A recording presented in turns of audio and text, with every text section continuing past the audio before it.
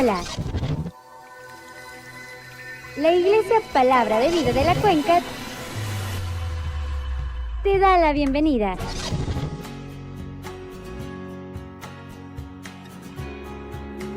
Muchas gracias por estar aquí. Somos una gran familia.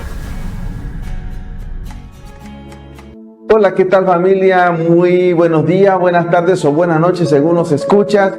Es una gran bendición, pero gran bendición el poder analizar la palabra del Señor una vez más. Y es tan interesante hacerlo. Hoy sin duda vamos a abordar un tema interesante. Y ahora no del libro de Proverbios, ahora nos trasladamos al Nuevo Testamento y nos vamos a la carta que escribe el apóstol Pablo a los Efesios. Es una hermosa carta y seguramente tendremos cosas muy interesantes que aprender. Vamos con el tema de hoy, y el tema de hoy es de la muerte a la vida. ¿Cómo dije? Perfecto. De la muerte a la vida. El camino de la vida tiene su opuesto, y es así que podemos pasar por momentos en los cuales se instala en nuestro ser la pulsión de muerte. Muchas veces en diferentes circunstancias de nuestra existencia hay momentos que resultan profundamente desgarradores, generando o proyectando la sensación de un gran vacío. Sentir que el alma se encuentra desaparecida porque nos atraviesa un dolor tan profundo que autopercibimos totalmente acabados, llegando a la idea de que está perdido. En esos instantes, precisamente, la pulsión de muerte cobra un impulso arrollador, imparable, en donde no podemos ver, no podemos escuchar, ni sentir que la vida tiene algún sentido. Y también podemos tener la experiencia de que existe una oferta divina que puede darte vida y además abundancia. Son momentos difíciles en que podemos sentir esa pulsión de muerte, pero es también la oportunidad de esa gran oferta de Dios. Esta crisis moral y espiritual es el momento perfecto para poder venir a Cristo, para que conjuntamente tú y Cristo podamos conducirnos nuevamente por el deseo de vivir, disfrutar, de sentir el sabor de la vida y vivir las bendiciones más sublimes conocidas, y que solamente estas experiencias vienen del Eterno. Tenemos que aprender que el camino de la vida está compuesto por estos dos momentos, un antes y un después.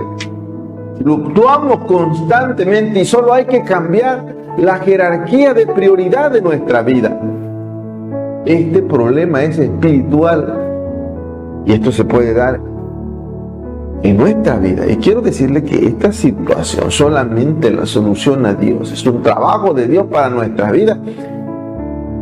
Es primeramente hacia el interior donde Dios va a trabajar, ya que es ahí precisamente donde Él va a atender la autodestrucción que está habiendo en nuestros corazones, en nuestra vida. Y secundariamente Dios se dirige hacia el exterior. Entonces viene una manifestación de forma agresiva o de forma autodestructiva. Es la misma forma que sigue el problema en nuestra vida y se da así. Y es todo lo contrario. Cuando Cristo interviene, comienza al interior y al exterior se da la gran bendición, o se exterioriza el estado espiritual o emocional o psicoemocional en que nos encontramos.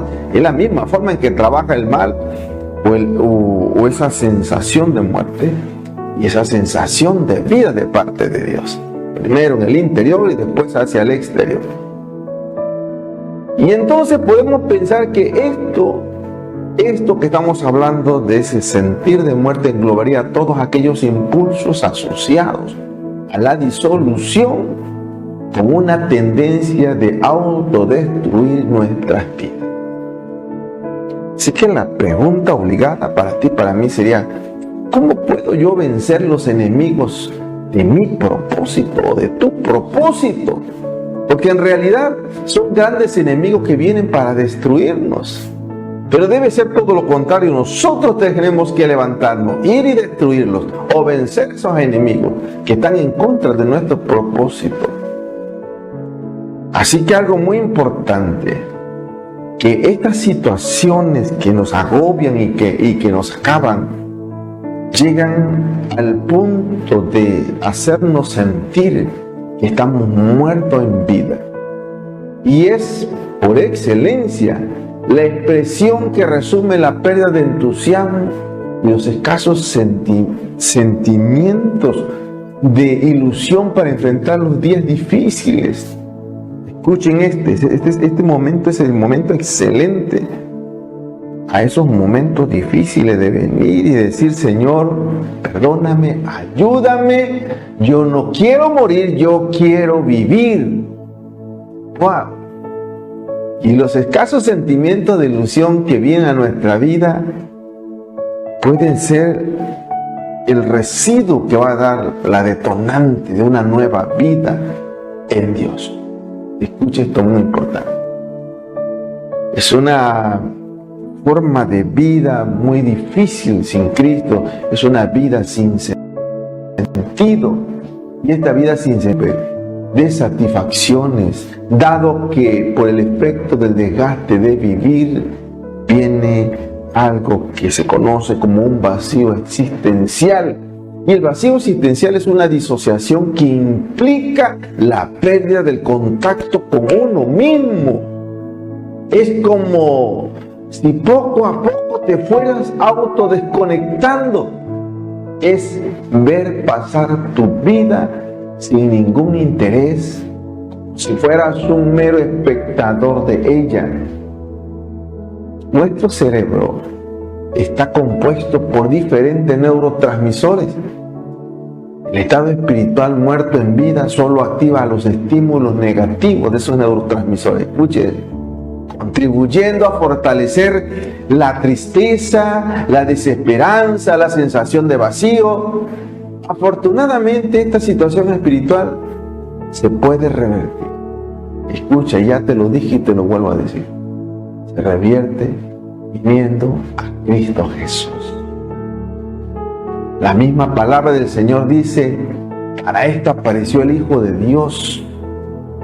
Escucha esta gran palabra: para esto apareció el Hijo de Dios, para deshacer esas obras del enemigo, de Satanás, que trabaja a nivel de nuestra mente, de nuestros sentimientos y de nuestras emociones. La gran diferencia entre sentirse muerto en vida y morir, porque no es lo mismo, es que esta última es la detención completa y definitiva de las funciones vitales, definiéndolo desde el concepto biologista, por supuesto, porque el concepto de muerte también lo es en el mundo en que vivimos y que nos rodea, en el sentido espiritual. Escuche esto. Por eso decimos: está muerto en vida, porque no está muerto biológicamente, sino en el sentido espiritual. La muerte es un proceso final e inevitable del ser humano. En cambio, el estado de muerte en vida tiene tendencia a un momento situacional y emocional de una persona. La gran diferencia es que del vacío existencial sí podemos salir, podemos luchar, podemos buscar ayuda de Dios. Es la ayuda segura que te va a acompañar en el proceso de salir de este estado. Es un estado de adenonia, escuche esto, que se transforma en un estado aterrador debido a que este vacío logra quitar la esperanza de encontrar la solución a aquello que se instaló en el corazón. Es una sensación de estar en un túnel negro y sin salida, un túnel oscuro y sin salida.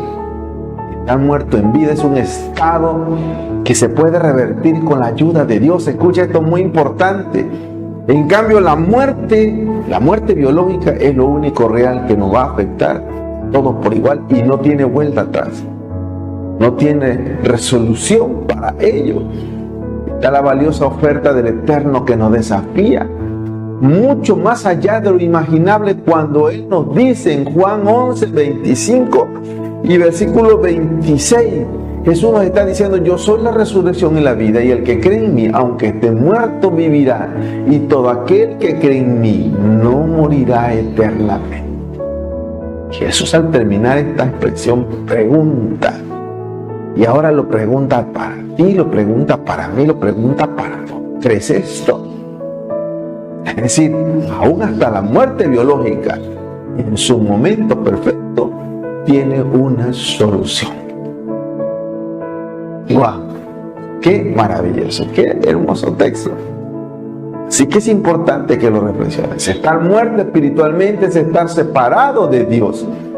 Cuando Adán pecó, y lo podemos leer en el Génesis 3:6, él marcó el comienzo de la muerte para toda la humanidad.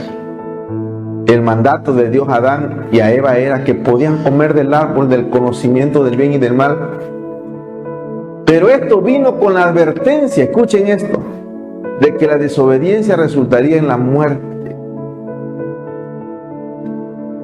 Y mandó, el texto dice, y mandó el Eterno al hombre diciendo: de todo árbol del huerto podrás comer, mas del árbol de la ciencia del bien y del mal no comerás, porque el día que él comiere, ciertamente morirá. La frase ciertamente morirá podría traducirse literalmente como muriendo lentamente morirás. Esto significa un estado continuo de muerte que comenzó con la muerte espiritual de tu vida o de mi vida en su momento, si es así. Y esta muerte va a continuar a lo largo de la vida como una degradación muy gradual del cuerpo y que va a culminar con la muerte física.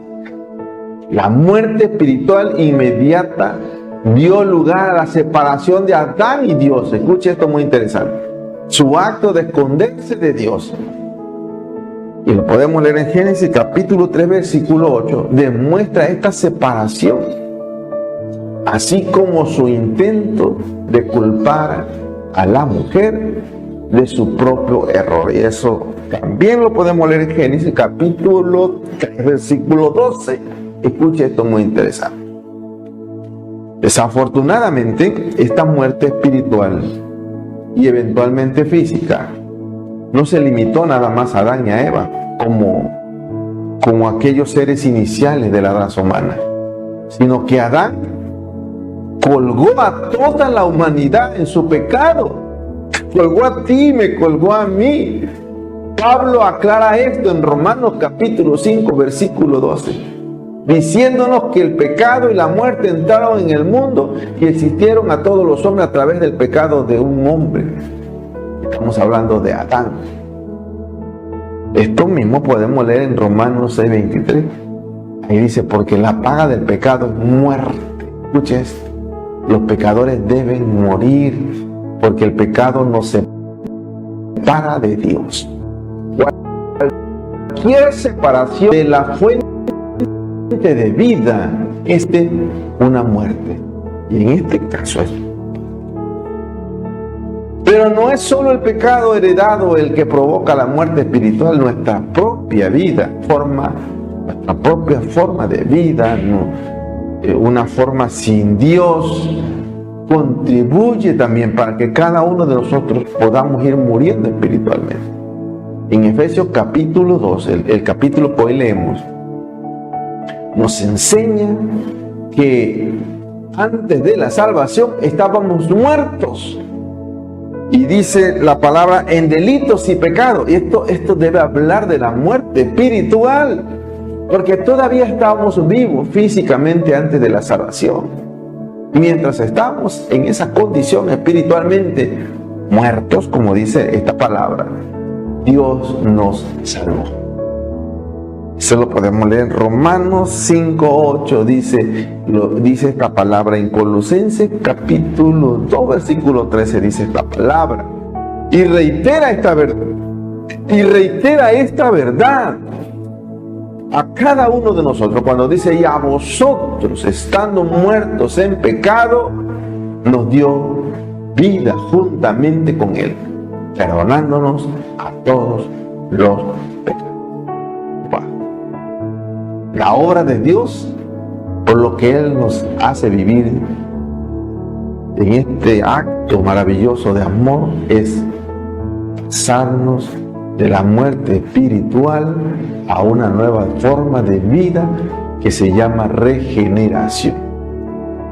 La regeneración en la Biblia se realiza solamente una vez para el ser humano a través del Espíritu Santo, y es progresivo. A través de la muerte y la resurrección de Cristo se da este acto. Una nueva naturaleza por el amor de Cristo, por la muerte de Cristo, por la resurrección de Cristo. Y cuando somos regenerados, somos vivificados juntamente con Cristo. Lea Efesios capítulo 2, versículo 5. Y somos renovados por el Espíritu Santo. Léalo en Tito capítulo 3, versículo 5. Es como nacer por segunda vez, como Jesús lo enseñó a Nicodemo en el capítulo 3, versículo 3, versículo 7 del Evangelio según Juan. ¡Wow! Bien, quiero enfocar el tema y quiero decir lo siguiente: la forma de vida, una forma de vida contraria a la voluntad de Dios, la iglesia vida pasada, nos tenía en calidad de muerte por los hechos de vida que son reprobables. Pero Dios nos rescató y nos aceptó como sus hijos amados. Quiero repetirlo otra vez. Nuevamente, la forma de vida pasada, ¿no?, tenían una calidad de muerte. Y esto se dio por aquellos hechos de vida reprobable en los que vivimos. Pero hoy Dios nos ha rescatado y nos ha aceptado como sus hijos amados. Quiero que leamos Efesios capítulo 2, versículo 1 hasta el versículo 10. Y quiero que estén muy atentos. Quiero que estén muy atentos a esta palabra. Capítulo 2.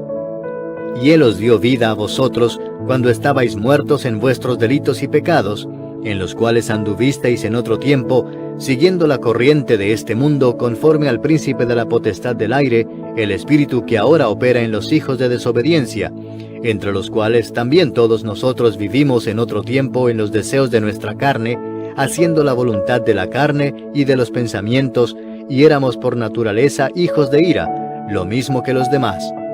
Pero Dios, que es rico en misericordia, por su gran amor con que nos amó, aun estando nosotros muertos en pecados, nos dio vida juntamente con Cristo.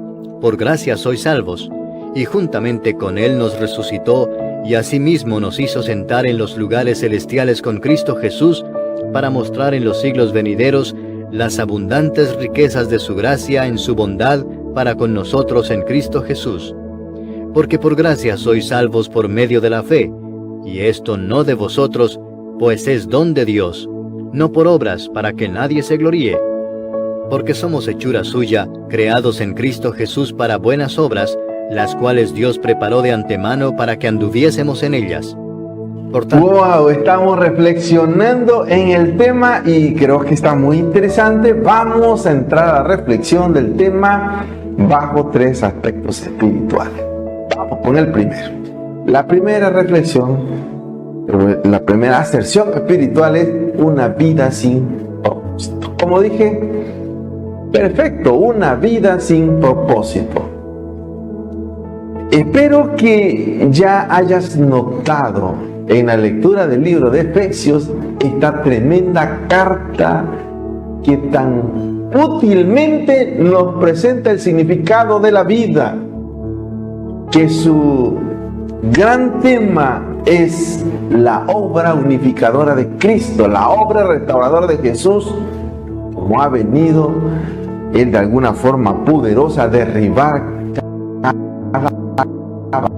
barrera religiosa y racial entre los seres humanos. Debemos abarcar una gama de cosas importantes que hacían como un abismo entre ambas razas, entre ambos proyectos de salvación, pero que Dios hace uno solo y derriba toda barrera, todo aquello que separaba la salvación de Dios para toda la humanidad. Así que ahora podemos ver de qué manera el Señor pudo derribar cada obstáculo que dividía o que fragmentaba a la humanidad, logrando unificar de esta manera todas las cosas juntamente en Él, y ya ha comenzado y va en franco crecimiento aún al siglo XXI. Esto no es algo que va a ser en un destello cegador al final del tiempo, sino que es un efecto de las buenas nuevas del Evangelio que ya ha comenzado, va avanzando como una corriente arrolladora, no obstante todas las cosas que se levantan en contra. ¿Qué es lo que se requiere aquí? Que tú y yo participemos. Para hacer eso se requiere, como lo dice el apóstol Pablo en Efesios capítulo 1, versículo 19, tenemos que entender la extraordinaria grandeza de su poder. Porque si abrazas el poder de Dios, tu vida nunca, escucha esto, nunca será igual. Cuando realmente ves los recursos que están disponibles para nosotros en Cristo y comienzas a sentir el impacto que logran hacer, nunca vivirás de la misma forma de nuevo. Es por eso que Pablo ora para que el poder de Dios nos sea evidente, el poder que irrumpe en medio de los problemas de los hombres y restaura la armonía, la paz y el júbilo en medio de la muerte. Pero nunca entenderás estos problemas. El apóstol lo dispone a enseñar en el capítulo 2 de esta carta del apóstol Pablo a los Efesios. Por eso la palabra dice: hasta que entiendas las dificultades con las que nuestro Señor se enfrenta, una humanidad en estado de prejuicios y perdición, donde les demostró que el ser humano le es absolutamente imposible salvarse a sí mismo, no puede hacer nada, no puede cambiarse a sí mismo. Yo podría decir entonces, de una manera personal, ¿qué obras puedo hacer yo para ser salvo? ¿Qué obras puedo hacer? Miren, quiero decirle una cosa: ninguna. Usted ni yo no podemos hacer nada para ser salvo. Ya lo hizo Cristo. Ningún ser humano haría lo que Él hizo. Él ha tomado mi lugar y ha tomado tu lugar. Se requiere el gran poder de Dios para entender esto, para lograr la salvación, para lograr su misericordia y su amor. Y nada más será suficiente. Ese es el tema de la primera mitad del capítulo 2 de Efesios. Y en la segunda mitad de esta carta, Pablo trata con otro obstáculo que impide la obra unificadora de Jesús. Y eso fue la alineación de gentiles con los judíos. Un solo cuerpo, que era la iglesia, o es la iglesia. El hecho real era que había una división en la humanidad, una división aguda y severa que mantenía a la mayoría de la gente de la tierra alejados del conocimiento de Dios. Pablo en Efesios nos enseña cómo esto ha sido resuelto. Pues bien, ese es el análisis de Pablo. Lo compara con una vida social del mundo. Ninguna otra filosofía puede jamás explicar la vida humana adecuadamente. Esta es la condición del hombre sin Dios. Pablo nos explica esto, que hay detrás de todo esto. Bueno, la pregunta para ti, para mí, ¿qué hay detrás de todo esto? Bueno, ¿cuál es la causa y la consecuencia de la corrupción del hombre? Su respuesta tiene una aplicación tangible para nuestros días. Él dijo, se fueron siguiendo la corriente de este. Lea Efesios capítulo 2, versículo 2, y en la última, se fueron siguiendo la corriente de este mundo. Literalmente es siguiendo la edad de este mundo. La edad en la que vivimos tiene una cierta característica, una condición, y estamos presionados por ella. La sociedad secular, intentando vivir fuera del contexto de Dios, determinados a solucionar todos sus problemas sin ninguna referencia para nada en Dios. Este mundo producirá una tremenda presión para moldearse a él, ser gobernados por la corriente del mundo. Tiene estructuras y estándares para moldearnos a la edad en que se viva. No importa que seas niño, no importa que seas joven, no importa que seas adulto mayor, hombre o mujer, ¿sabe qué? Está estructurado para presionarnos cualquiera sea nuestra condición. Tiene las estructuras, tiene los estándares para moldar. Escuche esto, y esto es tan demostrable en la Biblia. ¿No es así? Por mundo, Pablo se está refiriendo a la sociedad humana que vive sin Dios, no a la tierra en sí. Las montañas, los lagos, los árboles, etcétera, etcétera, todo eso pertenece a Dios. ¿A poco no te has dado cuenta de esta potencial influencia?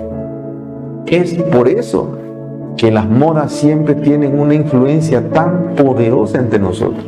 A lo mejor podemos ser indiferentes y nos alejamos de la sociedad para crear otra sociedad a cuyos iguales se les hace fácil moldearse a ese otro grupo social. Y es por eso que nunca, por decir un ejemplo, ves a un hippie con un pelo corto. No les gusta el pelo corto, rechazan el pelo corto porque ese es un patrón que han aprendido a asociar con otras cosas que rechazan. Y en el universo de la sociedad hippie, todo el mundo ha de tener el pelo largo. En realidad, los amantes de esa corriente social deben de amoldearse a eso. Y si tú tratas de separarte de eso y entonces dice vamos a formar una nueva corriente de hippie, un nuevo patrón, en el cual el estilo es de rigor el tener el pelo corto ni largo, sino un largo mediano. De todas maneras, verás que siempre hay una presión para moldearse. Escuche esto. La conformidad no está solo en el ámbito de la moda, está en la forma en la que nosotros reaccionamos, en nuestras actitudes. Estamos gobernados por las actitudes de nuestro entorno y somos presionados a moldearnos por los de nuestro entorno. Así es el mundo, ejerce una tremenda presión. El mismo apóstol Juan, ya en los días muy remotos de su existencia, en la primera carta que escribe, capítulo 2, versículo 15, él dice esta palabra: no amen al mundo, ni nada de lo que hay en el mundo, y si alguien ama al mundo, no tiene el amor del Padre. Wow. Vamos a la sección 2, y es el plan maravilloso de Dios para mí. Como dije, perfecto. El plan maravilloso de Dios para mí. Mira, notarás que cuando está hablando sobre quiénes somos como cristianos, el apóstol Pablo deja muy en claro que está trazando un paralelo exacto de la experiencia del Señor mismo. Nos identifica con lo que Jesús ha experimentado. Morimos con Él y eso es lo que aprendemos en Romanos 6, para hacernos vivir juntamente con Él. Juntamente con Él nos resucitó y asimismo nos hizo sentar en los lugares celestiales con Cristo Jesús. Este símbolo que el Espíritu está utilizando es una hipérbole. Escuchen esto, está diseñada para enseñarnos algo sobre nosotros mismos y quiénes somos como cristianos. Es necesario, por tanto, que entendamos qué significan estos símbolos en términos de nuestra experiencia. De otra forma no tendremos ninguna base sobre la cual podamos manejar los problemas que la vida nos puede ir presentando. Primero que todo, significa que ya no estamos muertos, que la condición en la cual nacimos ha sido cambiada. Ya no vivimos asustados de Dios. Una de las primeras marcas del cambio que ocurre cuando una persona viene a Jesucristo es precisamente esta. Escuchen, ya no le asusta la muerte, ya no tiene miedo de enfrentarse a Dios, de entrar en su presencia, ya no ve a Dios como a un enemigo, ya no lo ve como un terrible juez, como un vengador, más bien ahora lo ve como un gran amigo, como un padre, lo ve con el amor de un padre y ve los abrazos de un padre y ve el corazón de un padre. Así que es cuando viene la experiencia que dice el apóstol Pablo: ahora has pasado de muerte a vida.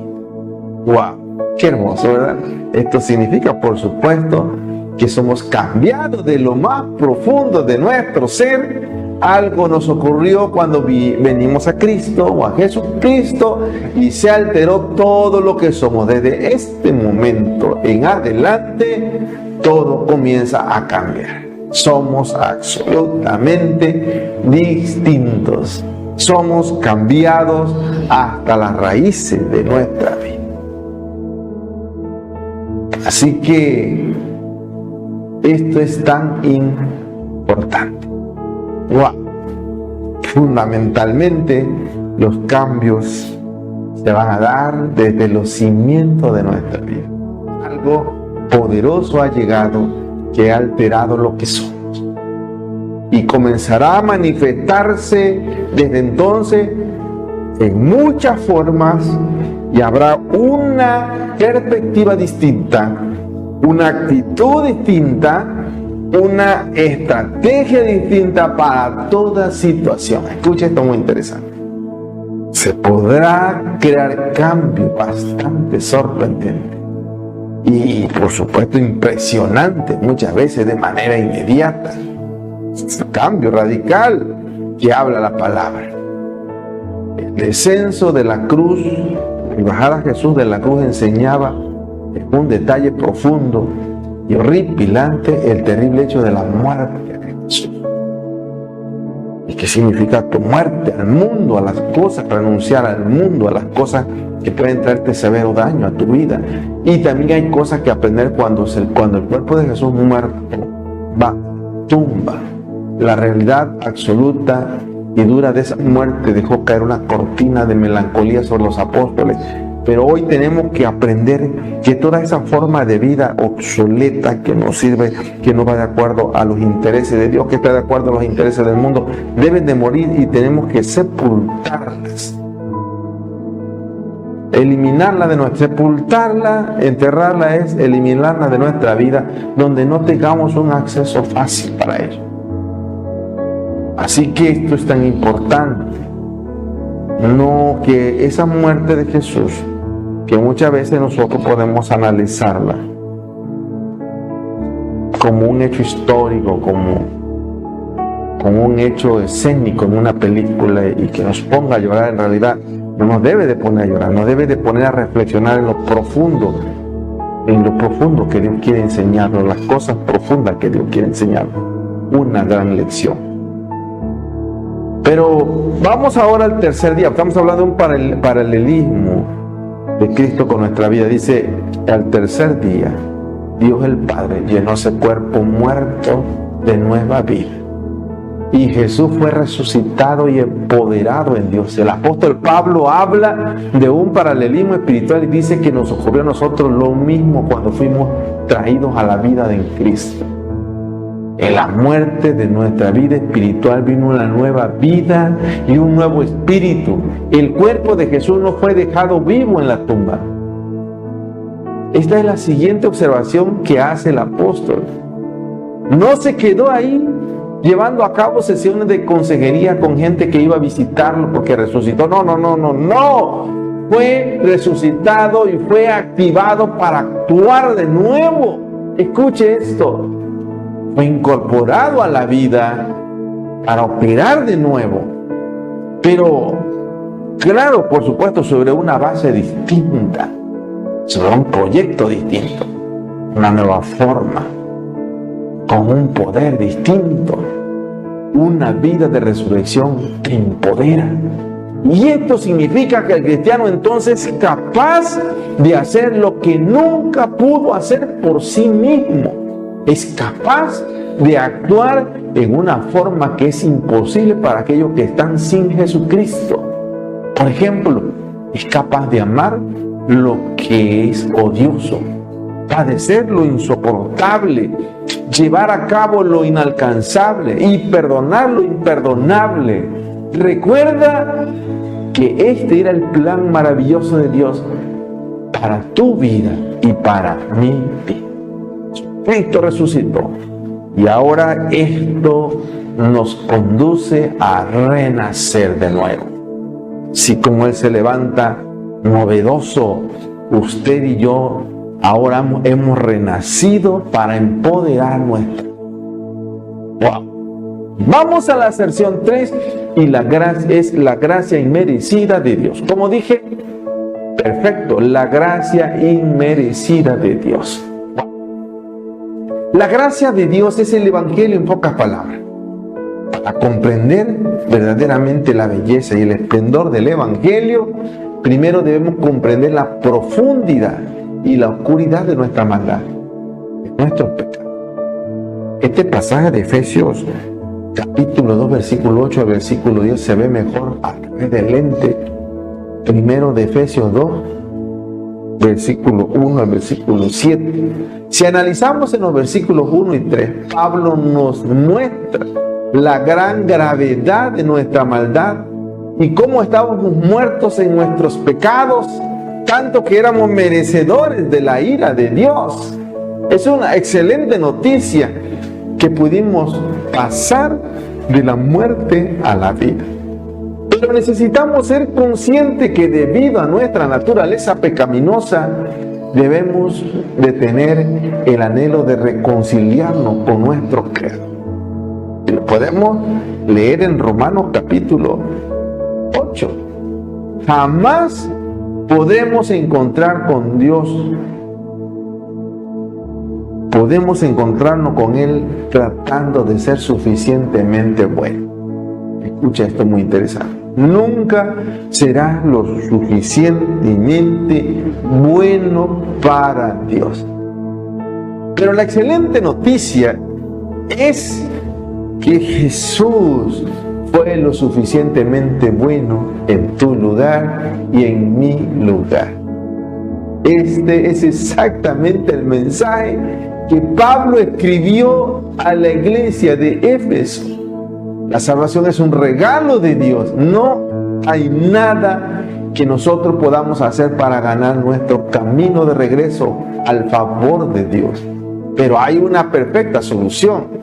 Necesitamos poner nuestra fe en el hecho histórico de que Jesucristo hizo lo que necesitaba hacer en nuestro lugar. Vivió la vida perfecta que nosotros no pudimos vivir y murió de una muerte que nosotros no pudimos morir. Él pagó por nuestros pecados al tomar nuestro lugar en la cruz del Calvario. Por eso la salvación, dice la Escritura, que es un regalo. ¡Wow! La pregunta que podemos lanzar al aire ahora para ti, para mí sería: ¿por qué el ser buena persona no es suficiente para entrar al cielo? Es la pregunta que se generaliza. Pero ahora tú tienes la respuesta y yo tengo la respuesta. Así que la expresión "por gracia soy salvo por medio de la fe" se refiere a que la fuente o la base de la salvación es Dios y no los hombres. Dios provee la salvación. Cada punto que hemos analizado, podemos analizar que el hombre no puede hacer. No puede morir por sus pecados, no lo puede hacer. Ningún código de preceptos morales, ninguna ley humana puede efectuar nuestra salvación. Aún la ley de Moisés, aunque era de Dios, no podía salvar al ser humano. Que dice la palabra en Hebreos capítulo 10, versículo 4. Dice, la sangre de los toros y de los machos cabríos no pueden quitar los pecados. Y también encontramos un texto en Hebreos 10:1 que ya lo leímos con anterioridad. Dice, porque la ley nunca puede hacer perfecto a los que se acercan. Puede leerlo. Hebreos 10:1. La expresión por medio de la fe es interesante porque la palabra fe se usa en el sentido objetivo y se refiere al Evangelio, como lo dice en Gálatas 3:25 y Judas capítulo 1 versículo 3, entre otros versículos. Ahí también se habla que es por fe. Si se usara en sentido subjetivo, entonces se va a referir a nuestra fe en su forma comprensiva, es decir, la obediencia al Evangelio. Ve ahora la expresión, por ejemplo, esta que dice, esto no de vosotros, pues es don de Dios. Esto se refiere a este asunto de la salvación por gracia. Queda claro entonces que es un don de Dios y que no es algo que se esté originando por el ser humano. Mira el versículo y apréndaselo de memoria, Efesios 2:8 y versículo 9, porque por gracia sois salvos por medio de la fe, y esto no de vosotros, pues es don de Dios, no por obra, para que nadie se gloríe. Ser salvos por gracia quiere decir que hemos sido liberados del poder del pecado y de la muerte gracias a la provisión de Dios. Fue Dios quien a través de su Hijo Jesucristo nos dio el acceso al perdón de nuestros pecados y a la vida eterna. Dios nos salvó de morir por la eternidad. Lo hizo por su propia iniciativa y de forma gratuita, por su gracia inmerecida hacia todos nosotros, hacia tu vida y hacia mi vida en lo particular. Quiero ordenar las ideas y quiero decir esto. El apóstol Pablo afirma que antes de recibir la salvación estábamos muertos en nuestra mala forma de vida y de pecado.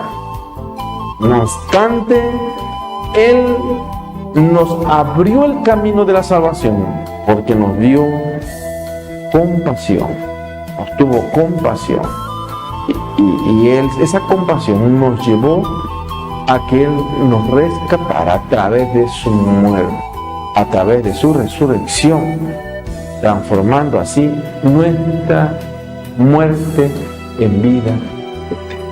¡Wow! Quiero repetirlo nuevamente. El apóstol Pablo afirma que antes de recibir la salvación, estamos muertos en nuestra mala forma de vida y de pecado.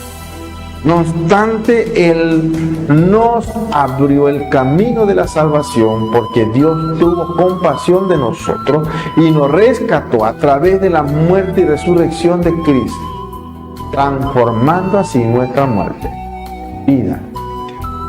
Bien, hemos concluido, pero continuamos. Bendiciones. Demente por querer vivir contrario a la corriente, por querer hacer las cosas diferente, por decir que escucho del cielo una voz. Demente por creer que aún existen los milagros, que no son casualidad ni tan extraños, porque me he acostumbrado a verlos en mí, porque he peleado mis mejores batallas de rodillas en mi habitación, porque he ofrendado tantas cosas valuables sin esperar nada, porque he decidido poner mi confianza en alguien que no puedes ver. Júzgame tú,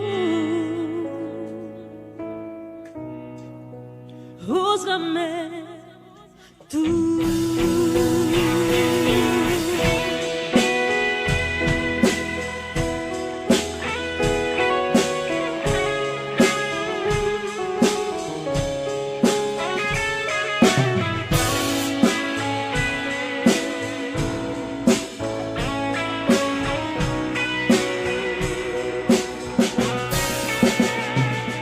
Demente por creer en el perdón a toda cuesta, aun cuando la herida fue violenta, y dejar que sea Dios el que deba pagar. Demente por pedir perdón a aquel que me rechaza y creer que todavía hay esperanza, con la fe de que un día su vida cambiará, porque escogería una muerte violenta a cambio de negar mi fe. El hombre podría matar mi cuerpo, mas nunca el alma, porque he decidido poner mi confianza en alguien que no puedes ver. Búscame tú, búscame tú.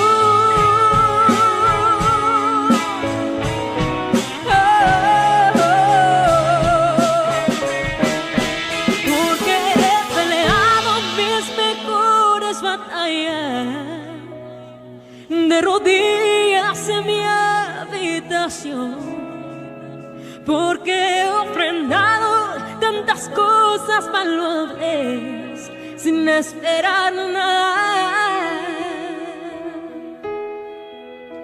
porque he decidido poner mi confianza en alguien que no puedes ver. Búscame tú, júzgame tú.